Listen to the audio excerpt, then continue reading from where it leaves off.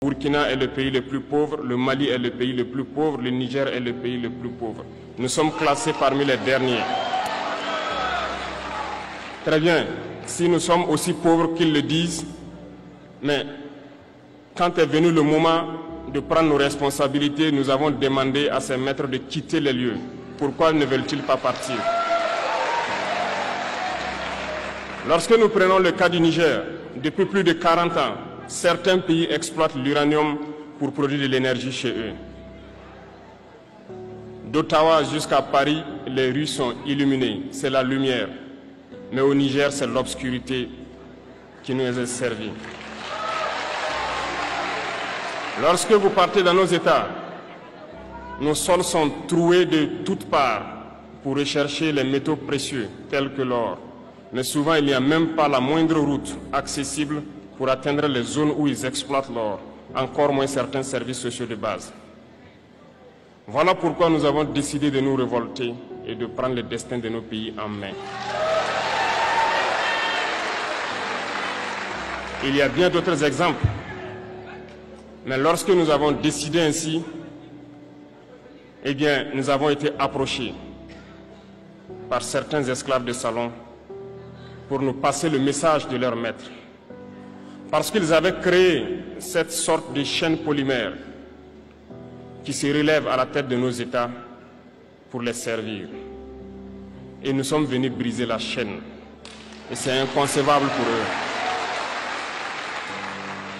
Ils nous ont donc approchés et ils nous ont demandé de rentrer dans les rangs pour faire partir de l'élite qui doit diriger l'Afrique. Parce qu'ils ont une élite formée et formatée qui doivent suivre, qui sont incrustés dans cette chaîne-là. Nous avons refusé de rentrer dans leur rang. Et dès lors, les hostilités ont commencé. Ils ont fait fourvoyer dans nos zones plusieurs mercenaires, des formateurs. Les agents sont descendus dans le Sahel pour espérer mener des attaques barbares, lâches contre nos populations, espérer les révolter.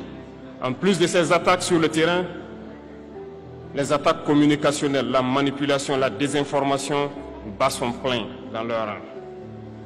Mais les peuples du Sahel ont compris et plus jamais on ne pourra les manipuler. Ils savent d'où ils viennent, ils savent ce qu'ils font et ils savent où ils partent.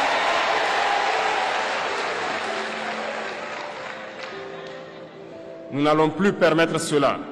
Les gens sont éveillés et les gens se battent aujourd'hui, pas pour nous-mêmes, mais pour les générations à venir. Et merci à tous pour le combat qui est livré. Cela ne nous fait jamais pleurer. Nous n'allons pas trembler. Nous allons affronter. Nous allons nous battre pour l'indépendance réelle, pour notre liberté. Parce que pour faire peur au peuple de l'AES, ces individus n'ont que 3 termes dans la bouche: démocratie, liberté, droits de l'homme. Bien sûr, leurs valets locaux ne sont élus que dans un processus démocratique, libre et transparent selon eux leurs valeurs. Quoi de plus normal qu'on veuille nous imposer cela, parce que c'est eux qui édictent les règles. Très bien, nous avons décidé de nous assumer.